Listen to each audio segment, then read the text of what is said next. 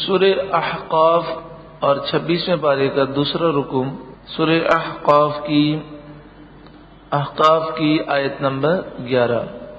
وقال الذین کفروا للذین آمنوا، کافر ایمان والوں سے بولے، لو کان خیرا ما سبقونا الیہ، اگر اس قرآن میں اسلام میں کوئی بھلائی ہوتی تو یہ یعنی کافروں نے ایمان والوں کے متعلق کہا، کافروں نے ایمان والوں کے متعلق کہا کہ اگر اس اسلام میں کوئی بھلائی ہوتی تو یہ ایمان والے ہم سے آگے اس تک نہ پہنچ جاتے۔ یعنی کافر چونکہ مالدار تھے، اور جو آدمی مالدار ہوتا ہے عام طور پر اپنے آپ کو عقل مند سمجھتا ہے، حالانکہ مال عقل سے نہیں آتا، مال تو جو اللہ نے لکھ دیا وہ ملتا ہے، مالدار ہونا کوئی عقل مند ہونے کی دلیل نہیں ہے۔ تو وہ یہ سمجھتے تھے کہ ہم بہت عقل مند ہیں، اور وہی سوچتے تھے جس طرح بزنس کے اندر کوئی بھی نفع والی چیز ہوتی ہے تو ہم فوراً اس کو لے لیتے ہیں۔ تو یہ کہتے تھے کہ مسلمانوں نے اسلام پہلے قبول کیوں کر لیا، یہ تو غریب معاشرے کے دبے ہوئے لوگ تھے، تو اگر اسلام کوئی اچھا مذہب ہوتا اور اس میں کوئی بھلائی ہوتی تو ہمارے جیسے عقل مند پہلے اسلام لاتے۔ پھر اس آیت کریمہ کو سماعت کریں۔ وقال الذین کفروا، اور کافر بولے، للذین آمنوا، ایمان والوں کے متعلق بولے، لو کان خیرا ما سبقونا الیہ، اگر اس اسلام میں کچھ بھلائی ہوتی تو یہ مسلمان ہم سے آگے اس تک نہ پہنچ جاتے۔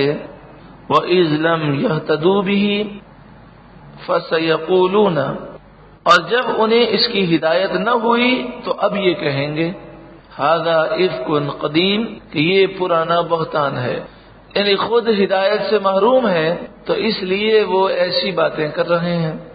وَمِن قَبْلِهِ كِتَابُ مُوسَىٰ إِمَامًا وَرَحْمَةً، اور اس سے پہلے موسیٰ علیہ السلام کی کتاب ہے جو پیشوا بھی ہے اور مہربانی بھی ہے، اللہ کی رحمت ہے۔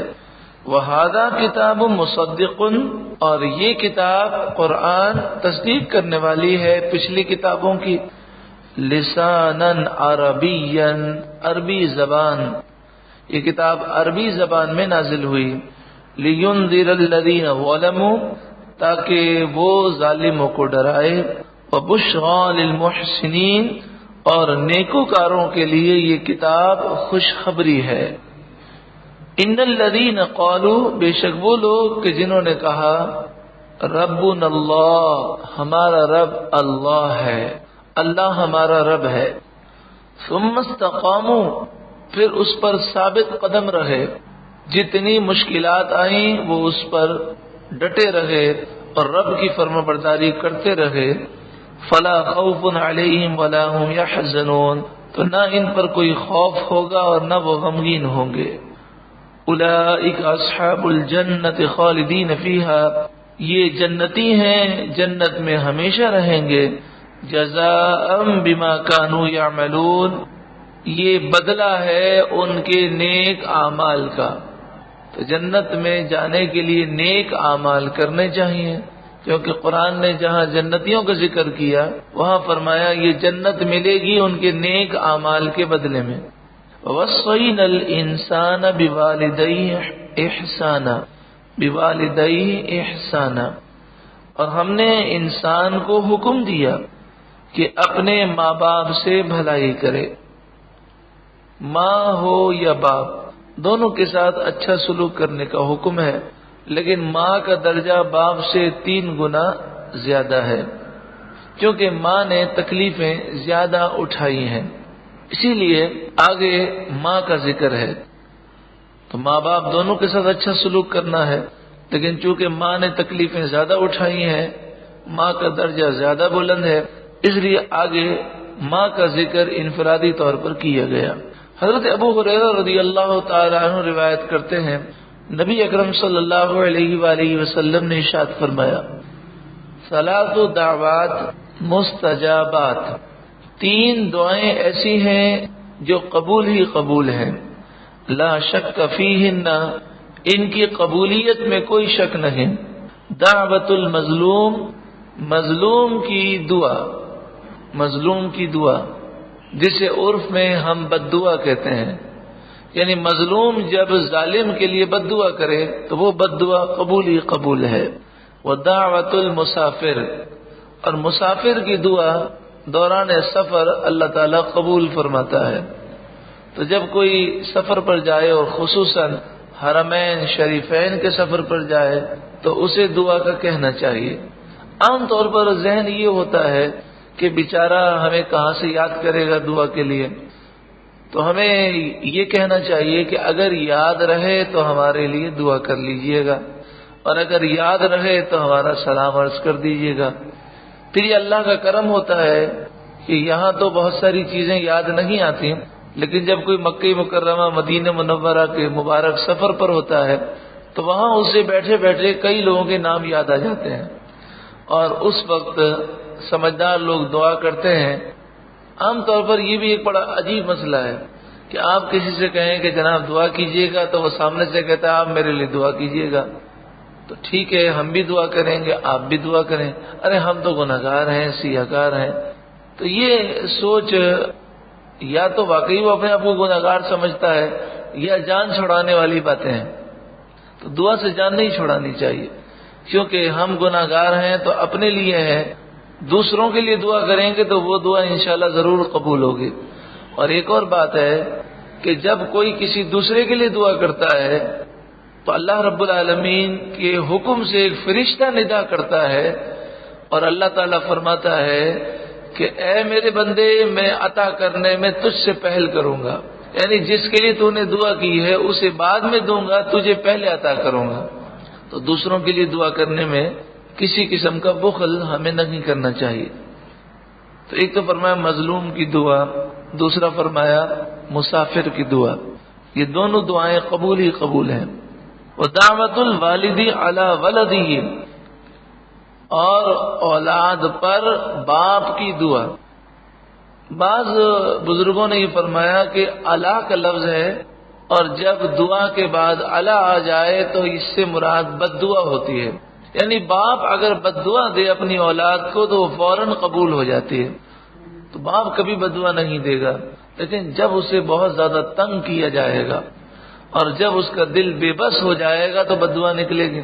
تو یہ حدیث ماں ہو باپ ہو ان کے ساتھ اچھا سلوک کرنے پر ابھارتی ہے کہ کہیں ہم ان کا دل توڑ دیں اور بے اختیار کوئی آہ نکلے تو وہ ہمیں پریشان کر سکتی ہے۔ حضرت عبداللہ بن عمر فرماتے ہیں کہ نبی اکرم صلی اللہ علیہ وآلہ وسلم نے ارشاد فرمایا من الکبائر، کبیرہ گناہوں میں سے یہ گناہ ہے، ان یشتم الرجل والدیہ، کہ آدمی اپنے ماں باپ کو برا کہے یا گالی دے، یہ کبیرہ گناہوں میں سے کبیرہ گناہ ہے۔ اللہ تعالی ہم سب کو والدین کی خدمت کرنے کی توفیق عطا فرمائے۔ در حقیقت والدین کی خدمت کرنا یہ اچھی انویسٹمنٹ ہے، اچھی سرمایہ کاری ہے کہ جیسا کرو گے ویسا بھرو گے۔ جو ہم والدین کے ساتھ سلوک کریں گے ہماری اولاد ہمارے ساتھ ویسا ہی کرے گی، تو جیسا سلوک ہم اپنے لیے چاہتے ہیں ویسا والدین کے لیے کریں تو اللہ تعالی ہم پر خصوصی کرم نازل فرمائے گا۔ حملتہ امہ کرہا، والدین کے حقوق اگر آپ سمجھنا چاہیں یا کسی کو سمجھانا چاہیں تو یہاں سے ایک سی ڈی آپ حاصل کر سکتے ہیں جس کا عنوان ہے آخر قصور کس کا، اور دوسرا عنوان اس کے ساتھ ہی ہے والدین سے محبت کیجیے۔ حملتہ امہ کرہا، اس کی ماں نے پیٹ میں تکلیف سے اسے رکھا، 9 مہینے کی تکالیف اس نے جھیلی۔ ووضعتہ کرہا، اور اسے جنم دیا تکلیف کے ساتھ، کہ اعلیٰ حضرت امام اہل سنت فرماتے ہیں موت کے جھٹکوں کے بعد سب سے زیادہ خطرناک جو درد ہے وہ بچے کی ولادت کا درد ہے۔ وحملہ وفصالہ 30 شہرا، اور اسے پیٹ میں رکھنا اور دودھ پلا کر دودھ جو ہے چھڑانا 30 مہینے ہے، یعنی 2 سال جو ہے وہ دودھ پلانے کی مدت ہے۔ زیادہ سے زیادہ، چاہے بچہ ہو یا بچی، 2 سال سے زائد اسے دودھ نہیں پلایا جا سکتا، اور کم از کم حمل کی جو مدت ہے وہ 6 مہینے ہے۔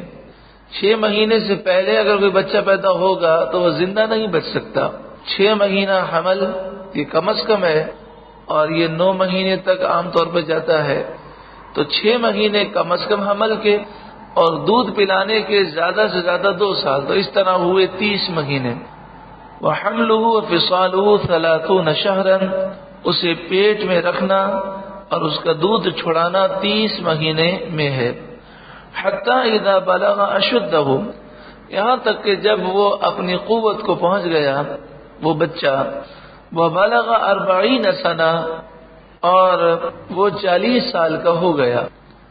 قال، تو اس نے عرض کی، یوں تو اس میں ہر فرمانبردار بچہ مراد ہے، لیکن یہاں پر جس آیت کا نزول ہے اور یہ جو دعا ہے، یہ دعا صدیق اکبر نے کی تھی، کہ صدیق اکبر کو یہ شرف حاصل ہے کہ آپ کے ماں باپ بھی مسلمان اور صحابی، آپ بھی صحابی، آپ کے بیٹے بھی صحابی، اور آپ کے پوتے بھی صحابی، تو 4 جو پشتے ہیں وہ صحابیت کا شرف حاصل انہوں نے کیا ہے۔ قال، تو آپ نے عرض کی، ربی اوزعنی ان اشکر نعمتک، اے میرے رب، اوزعنی، مجھے توفیق عطا فرما کہ میں تیری نعمتوں کا شکر ادا کروں، التی انعمت علی، وہ تیری نعمتیں جو تو نے مجھ پر کی، وعلی والدی، اور جو نعمتیں میرے والدین پر نازل کی، وَأَنْ أَعْمَلَ صَالِحًا تَرْضَاهُ، اور اے اللہ مجھے وہ عمل کی توفیق عطا فرما کہ تو مجھ سے راضی ہو جا، وہ عمل جو تجھے راضی کر دیں۔ وَأَصْلِحْ لِي فِي ذُرِّيَّتِي، اور میرے لیے میری اولاد میں اصلاح رکھ دے، یعنی میری اولاد کو نیک صالح بنا۔ انی تبت الیک، میں تیری طرف رجوع لایا، وانی من المسلمین، اور میں مسلمان ہوں۔ یہ بڑی پیاری دعا ہے، ہو سکے تو اس دعا کو ہم یاد کر لیں، یہ بڑی جامع دعا ہے، قرآن کی دعا ہے۔ تو آئیے ہم اپنی نیت سے اس کو پڑھتے ہیں، اس کے ترجمے پر پہلے غور کر لیں۔ اے اللہ، جو تو نے مجھ پر اور میرے والدین پر نعمتیں نازل کی، ان نعمتوں پر مجھے شکر کی توفیق عطا فرما، اور مجھے وہ اعمال اختیار کرنے کی توفیق عطا فرما کہ تو راضی ہو جائے، اور میری اولاد میں، میری نسلوں میں نیکی کو باقی رکھ۔ میں تیری طرف رجوع لایا اور میں مسلمان ہوں۔ اللہم رب اوزعنی ان اشکر نعمتک التی انعمت علی وعلی والدی، وان اعمل صالحا ترضاہ، واصلح لی فی ذریتی، انی تبت الیک وانی من المسلمین۔ یہ سورہ احقاف کی آیت نمبر 15 ہے۔ اولئک الذین نتقبل عنہم احسن ما عملوا، یہی وہ لوگ ہیں جن کے نیک اعمال ہم نے قبول کر لیے، وَنَتَجَاوَزُ عَنْ سَيِّئَاتِهِمْ فِي أَصْحَابِ الْجَنَّةِ، اور جو ان سے خطائیں ہوئیں ہم ان سے درگزر کریں گے، یہ جنتی لوگ ہیں۔ وعد الصدق الذی کانوا یوعدون، یہ اللہ کا سچا وعدہ ہے ان لوگوں سے، اللہ تبارک و تعالی نے سچا وعدہ کیا ہے، اور ان لوگوں کو سچا وعدہ دیا گیا ہے، سچا وعدہ جو انہیں دیا جاتا تھا۔ دوسری طرف وہ کہ جو والدین کا نافرمان ہے، والذی قال لوالدی اف لکما، اور وہ جس نے اپنے ماں باپ سے کہا اف، تم سے دل پک گیا ہے، میں تم سے تھک گیا ہوں، بیزار آ چکا ہوں۔ اتعداننی ان اخرج، یہ کہنے والا کافر تھا اور اس کے والدین مومن تھے۔ وہ بولا، کیا تم مجھے یہ وعدہ دیتے ہو کہ میں قبر سے دوبارہ زندہ ہو کر نکالا جاؤں گا؟ وقد خلت القرون من قبلی، حالانکہ مجھ سے پہلے کئی قومیں گزر چکی، ابھی تک کوئی قبر سے باہر نہیں آیا۔ وہما یستغیثان اللہ، اور وہ دونوں ماں باپ اللہ سے فریاد کرتے ہیں وَيْلَكَ آمن، اور کہتے ہیں تیری خرابی ہو، ارے ایمان لا، ان وعد اللہ حق، بے شک اللہ کا وعدہ سچا ہے، فَيَقُولُ مَا هَذَا إِلَّا أَسَاطِيرُ الْأَوَّلِينَ، تو وہ کہتا ہے کہ یہ سب تو پرانے لوگوں کی قصے کہانیاں ہیں۔ یقیناً وہ بڑے بد نصیب ہوتے ہیں کہ جو اپنے ماں باپ کو رلاتے ہیں، تنگ کرتے ہیں۔ ماں باپ ان کی بھلائی کے لیے اچھی نصیحتیں کرتے ہیں لیکن انہیں برا لگتا ہے۔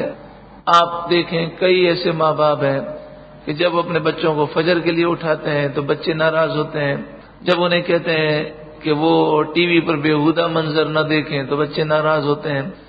خیر اس میں کچھ ہمارا بھی قصور ہے، بلکہ کچھ نہیں بہت بڑا قصور ہے کہ ہمیں ہوش آتا ہے تاخیر سے، یعنی جب ہماری عمر کا ایک بہت بڑا حصہ گزر جاتا ہے تو ہم ہدایت کی طرف آتے ہیں، لیکن جو بچوں نے بچپن سے ماحول دیکھا ہے وہ اس ماحول کے عادی ہو چکے ہوتے ہیں۔ تو اس لیے اب یوں سمجھیے کہ شاخ جب پودا زمین سے نکلتا ہے تو جس طرف آپ موڑے مڑ جائے گا، لیکن اگر اسے موڑ دیا جائے اور وہ تناور درخت بن جائے تو اب اسے سیدھا کرنا بڑا مشکل ہوتا ہے۔ لیکن اس مسئلے میں اگر ماں باپ سچی پکی دعا کریں، سچی دعا کریں دل سے اور کوشش کرتے رہیں تو انشاءاللہ تعالی اولاد کی اصلاح ہو جائے گی۔ اور اس کا بہترین طریقہ یہ ہوتا ہے کہ گھر کے اندر تفسیر قرآن کی جو سی ڈی ہے باہر شریعت مسجد سے حاصل کر لیں اور روزانہ گھر میں 15-20 منٹ کے لیے اسے چلائیں، بچوں کو بھی بٹھائیں، روزانہ یہ سلسلہ ہو، درود پاک کی چادر لگے اور یہ تقریباً 20-25 منٹ کا دورانیہ ہو اور روزانہ یہ سلسلہ ہوگا تو انشاءاللہ عز و جل اس کی برکت سے گھر کے اندر اسلامی ماحول بن جائے گا، اور ہو سکے جتنا ہو سکے خود بھی دینی محفل میں آئیں اور بچوں کو بھی لے کر آئیں۔ اولئک الذین حق علیہم القول فی امم، یہ وہ ہیں جن پر بات ثابت ہو چکی ان گروہوں میں قد خلت من قبلہم من الجن والانس، جو گروہ ان سے پہلے جنات اور انسانوں کے گزر چکے۔ بات ثابت ہو چکی مطلب یہ کہ ان کے لیے عذاب کا فیصلہ ہو چکا۔ انہم کانوا خاسرین، بے شک وہ نقصان اٹھانے والے ہیں۔ وَلِكُلٍّ دَرَجَاتٌ مِّمَّا عَمِلُوا، اور ہر ایک کے لیے اپنے اپنے عمل کے درجے ہیں، ہر ایک کے لیے اپنے اپنے عمل کے درجے ہیں، یعنی جیسا عمل ویسا درجہ ہے۔ جس طرح دنیا کے اندر ایک طالب علم جیسی محنت کرتا ہے ویسا رزلٹ آتا ہے۔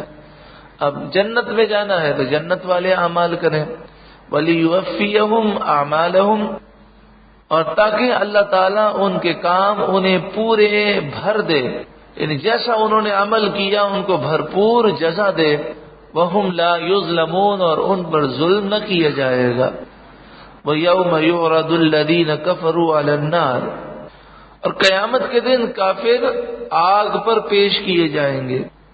اذهبتم طیباتکم فی حیاتکم الدنیا، ان سے کہا جائے گا کہ تم اپنے حصے کی پاک چیزیں اپنی دنیا ہی کی زندگی میں فنا کر چکے، یعنی آخرت میں تمہارے لیے کوئی حصہ نہیں، تم اپنا سارا حصہ دنیا میں استعمال کر چکے۔ واستمتعتم بها، تم ان پاک چیزوں کو دنیا ہی میں برت چکے۔ یہ آیت کریمہ جب نازل ہوئی تو بعض صحابہ کرام احتیاط کرنے لگے اور وہ نعمتوں کو اتنا استعمال کرتے جتنی ضرورت ہوتی، زندگی کو عیش و عشرت سے بچاتے، اور وہ کہتے ہمیں ڈر لگتا ہے کہ کہیں آخرت کا حصہ بھی ہم دنیا ہی میں استعمال نہ کر لیں۔ اسی طرح بعض بزرگوں سے یہ منقول ہے کہ جب وہ نیکی کرتے اور نیکی کے بعد ان پر نعمتوں کا نزول ہوتا تو ڈر جاتے اور کہتے کہیں ایسا تو نہیں کہ اللہ تعالیٰ نیکی کا صلہ ہمیں دنیا ہی میں دے رہا ہے اور آخرت میں ہم محروم ہو جائیں، کہیں ایسا تو نہیں کہ ہماری تقدیر میں لکھا ہو کہ اس کا خاتمہ ایمان پر نہیں ہوگا، کیونکہ جس کی تقدیر میں لکھا ہو کہ اس کا خاتمہ ایمان پر نہیں ہوگا تو وہ جو اچھے کام کرتا ہے تو سارا صلہ اسے دنیا ہی میں دے دیا جاتا ہے۔ خیر فی زمانہ ہم ان باتوں کو اس انداز میں لیں کہ جب ہم نیکی کریں اور نیکی کرنے کے بعد بھی تکالیف دور نہ ہو تو ہم یہ تصور کریں کہ اللہ تعالی ہم پر مہربان ہے اور وہ نیکی کا صلہ مکمل ہمیں آخرت میں عطا فرمائے گا. تو یہ تصور انشاءاللہ صبر پیدا کرے گا اور شکر پیدا کرے گا. فَالْيَوْمَ تُجْزَوْنَ عَذَابَ الْهُونِ بِمَا كُنْتُمْ تَسْتَكْبِرُونَ فِي الْأَرْضِ بِغَيْرِ الْحَقِّ. تو آج تمہیں ذلت کا عذاب کا بدلہ دیا جائے گا اس وجہ سے کہ تم زمین میں ناحق تکبر کرتے تھے. وَبِمَا كُنْتُمْ تَفْسُقُونَ اور تم زمین میں نافرمانی کرتے تھے.